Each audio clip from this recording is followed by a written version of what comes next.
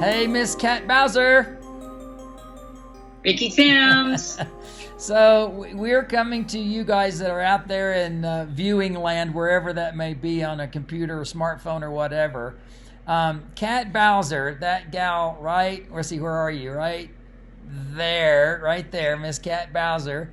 We have been friends for a very long time. So some of you that know Ricky will know that I've done concerts with Cat. Some of you that are watching Cat will go, who's the dude that's talking to Cat right now? But we've been friends for since the 80s. Yeah. A long time, since my college days. Yeah, we were in Waco, Texas. Yeah, for sure. Yeah, it was. We were in Waco, but we Texas. met through our love of music, which has kept us together for all these many years. Right. So we've done concerts together, and we're going to be talking to you guys about Lizzy Albright. Now that's the whole reason we're doing this. We're there she is, Lizzy Albright. I wore my pin. So. Oh, I wore my pin and my Lizzy Albright shirt. My gosh, a collectible.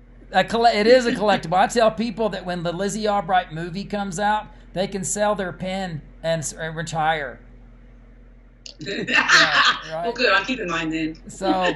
So let's just let everybody know the brainchild of Lizzy. I'm gonna just brag on you because this was your brainchild.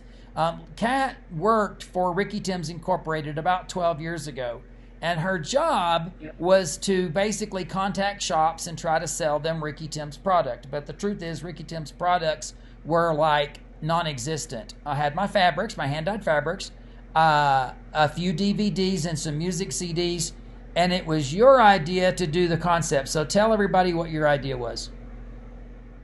Yeah, I just wanted to maybe create something that would get the whole family involved. We all, we do have our community of quilters that we love and adore, and I was just hoping to think of something that would reach a little farther into the whole family vibe. As we know, when kids get excited about something, a character that's on TV or in a movie, it tends to filter into the whole family. They end up, making Halloween involved. They end up doing all kinds of toys and things like that. And I wanted something from the Ricky Timms world to turn into that kind of product. So I knew that we needed to get the kids involved, and we also want to get the kids and next generation involved in quilting because it's such a wonderful craft, and we don't want it to be just for the moms and grandmoms and granddads out there that are doing it for their kids. So we want to get the kids interested in making their own quilt. So I thought it would be fun to come up with a story that kids would fall in love with, and if the story was strong enough that they would, based on a quilt, but maybe not about totally a quilt, that they would then want to make their own quilt. So that's kind of how it started.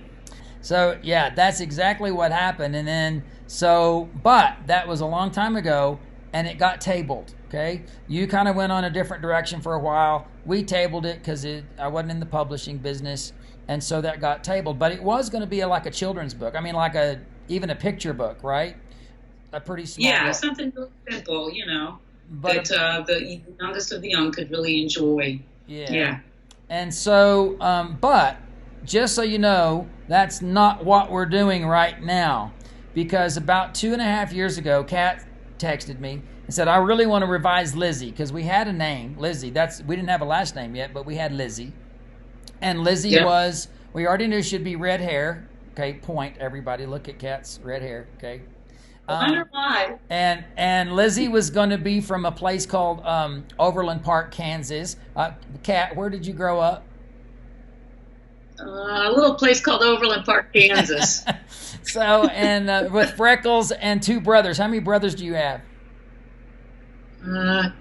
2. 2. Amazing, right? So, it's like we learned that if you're going to write about something, write about yourself. So Lizzy is a prototype of a very young Kat Bowser. So that's what that was. But Lizzy, she said, I want to revise Lizzy. So I hope I don't offend you, Kat, with what I'm about to say. But Kat, I said, well, you've got to write me a story then. I need to see what the story is. So you wrote a story. It was more like a short story. It was not a kid's book Wasn't a novel. It was like I don't know how many hundreds of words it was, several thousand words. But she wrote me the story, and I liked the ideas. I liked the concepts, but I didn't like the story so much. I just like it was a little disjointed, and it was fun. It was fun, but it was just not quite there. But that's when I said, this is not going to happen this way. We are not going to be doing a little children's book. We're going to write a novel. And so what has ultimately transpired is that we collaborate like nobody's business on the story. Kat is brilliant at coming up with ideas, just to throw. But she takes and she wrote a lot of the beginning of the story. But just as the way life unfolded for both of us, I kind of took over some of the writing stuff, but we collaborated on the story. So it is a novel. It's a chapter novel. And I like to tell people that it is, first of all, it is very much Harry Potter, because there's wizardry and sorcery and stuff like that. But it's also very Alice in Wonderland, where there's an imaginative world that's just gone crazy. And it's a very much a Wizard of Oz. And all of this is on purpose, not the least of which is Kat's from, Kansas. And so we also want people to know that it is not a book about a quilt, but the quilt is crazy important to the story. I liken it to the Wizard of Oz. There's a tornado, and the tornado is one of the most major things in that story, but the Wizard of Oz is not about a tornado. The tornado is the vehicle that gets Dorothy from the farm to Oz, and in our story, the quilt is the vehicle that pretty much inspires Lizzie's imagination, and that will take her from where she is at Granny's house to the world where she's going to go and where our story unfolds. So the exciting thing is that the quilt actually is a pivotal thing. We learn about the quilt. We learn about the fabrics that they're in a quilt. And I'm not even going to talk more about that, because as we start reading the chapters, they're going to learn about the quilt as we read the book. But the quilt... So do we want to let them know that the inspiration for the story, and the reason why it popped into my head, was the name of the blocks that you were teaching me when I was working for you? Yeah, because Kat has a degree in fashion design, but not quilting. And so I was teaching her, some of the fun stuff like snail's trails and bear's paws and double wedding rings and log cabins and all that. And she said, "Oh my God, but bear paws, that would be a great story. Or flying geese, that'd be a great story." And the name of the book is Lizzy Albright and the Attic Window. And the Attic Window. So there's a big clue right there. And as a matter of fact, let me give her, I'm going to show the book cover real quick. So there's the front cover of the book. And you can see Lizzie, and she's tucked in there with a little dog named McDougal, and on the back of a goose named Greta, and they're flying. So a flying goose is already there, and for quilters, those little looky there with the puppers. Which one is that, Henry or? That's Henry. Hey, Henry, how you doing, boy? Oh my gosh. Yeah, so he's gonna get mad at me. Where's Murphy? Where's Murphy? Is Murphy around? Sleeping. Okay, well, here, equal time. Cat. Equal opportunities here. Okay. My Barley and my Cordelia, and down at my feet is Miss Rosie. She's laying down there. And she's looking now. How do you all sleep at the same time?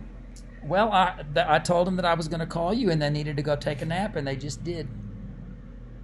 Oh my gosh! Amazing, yeah. I need you to come to my house and train my dogs. So we love dogs. Both of us love dogs. So McDougal is a pretty big character in this story, right? Yes. All right. Yes. So our idea now is we've done the book, but I do want to let people know that what is already spinning forward. I designed fabrics with Ben Artex fabrics that are based on designs that I've created that look kind of late 20s, early 30s. Because the quilt in the story is a Depression era quilt. and it's a sampler quilt with attic window settings. And so we want quilters to ultimately be making the quilt. And I think that if you get because this is very cross-generational, this book is extremely cross-generational. It is not light and trite. It has twists and turns and mystery and a few dark things that are like, oh, remember when Dorothy ends up in the haunted forest and the monkeys take her away? That's pretty darn scary, to be honest. Well, that kind of stuff happens in our book. It's got some really good details, and I love the surprises that come in through the book. It's been a really fun journey for both of us. So, not sure what else we want to tell people other than, because we're going to enlighten you along the way. Let me say this. Our idea, this video, maybe you've watched, but maybe you've listened to it because you don't have to be watching it. But our idea moving forward is that Kat and I will talk about, for example, chapter 1.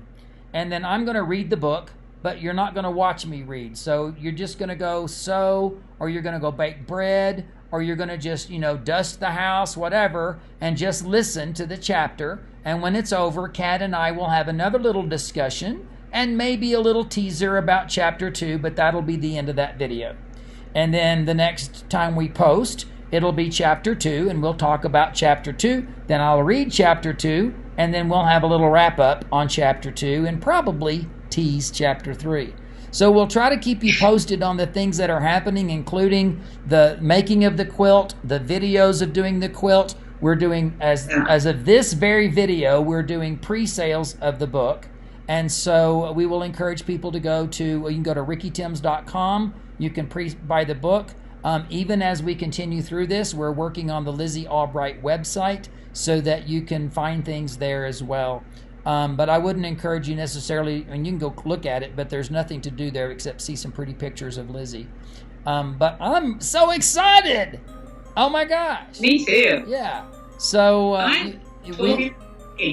so share the links, share the love, get people to watch, and we're really excited about Lizzy Albright and sharing the story with you. So stay tuned because we're ready to head into chapter 1. Sounds good? Yay! Indeed.